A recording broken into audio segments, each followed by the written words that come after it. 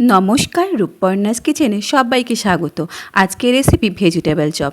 ছোট বড় সকলেরই খুবই পছন্দের এই চপ সম্পূর্ণ নিরামিষভাবে দোকানের মতো পারফেক্ট ভেজিটেবল চপ বাড়িতে কিভাবে বানিয়ে নেবেন চলুন দেখে নেওয়া যাক। ভেজিটেবল চপের পুর বানানোর জন্য আমি এখানে একটি মাঝারি সাইজের বিট ও দুটো গাজর গ্রেটার দিয়ে গ্রেট করে নিয়েছি, 3টি ছোট আলু সেদ্ধ করে নিয়েছি, আর সাথে নিয়েছি অল্প মটরশুঁটি।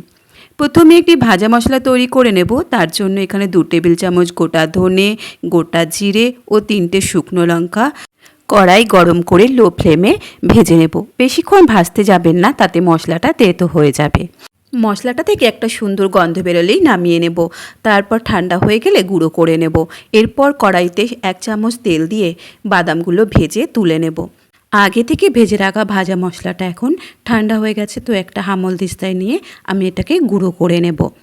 এরপর ফোড়নে দেওয়ার জন্য 1 টুকরো আদা ও 2টো কাঁচা লঙ্কা থেতো করে নেব। এরপর গরম তেলে 1/2 চামচ 5 ফোড়ন ও থেতো করে রাখা আদা ও কাঁচা লঙ্কা বাটা দিয়ে কাঁচা গন্ধ না যাওয়া পর্যন্ত হালকা আঁচে ভেজে নেব। এরপর গ্রেট করা বিট ও গাজর দিয়ে দেব। তারপর 2 মিনিট মাঝারি আঁচে নেড়ে চেড়ে এর মধ্যে দিয়ে দেব 1 মুঠো মটরশুঁটি। এর মধ্যে পরিমাণ মতো নুন ও হলুদ গুঁড়ো দিয়ে মাঝারি আঁচে একটি ঢাকনা দিয়ে ঢেকে 5-6 মিনিট রান্না করে নেব। এর মধ্যে এখন আমি কোনো নুন দেব না, কারণ বিট গাজর থেকে জল বের হবে, তাই যদি পরে জল লাগে তখন জল দেব। 6-7 মিনিট রান্না করার পর বিট ও গাজরটা অনেকটাই সেদ্ধ হয়ে এসেছে। এবার আমি দিয়ে দেব আগে থেকে সেদ্ধ করে রাখা আলু, বাদাম ভাজা ও ভাজা মশলাটা দিয়ে দেব। আমি এখানে পুরো ভাজা মশলাটা ব্যবহার করিনি, এখানে আমি 1 চামচ মতন ভাজা মশলা দিয়েছি।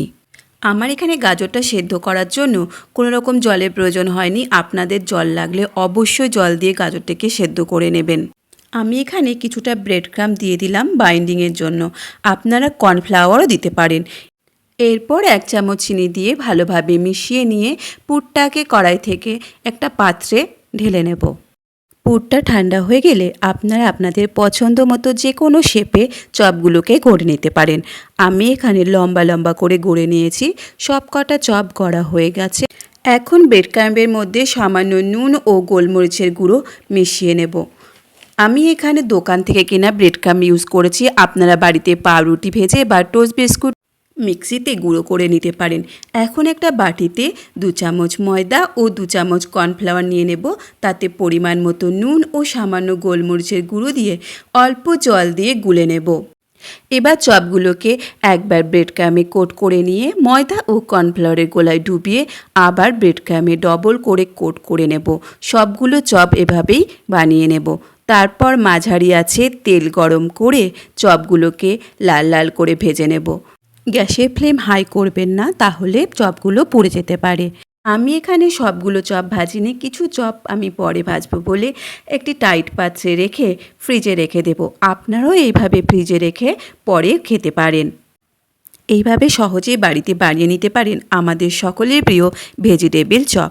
রেসিপিটি বাড়িতে অবশ্যই ট্রাই করবেন।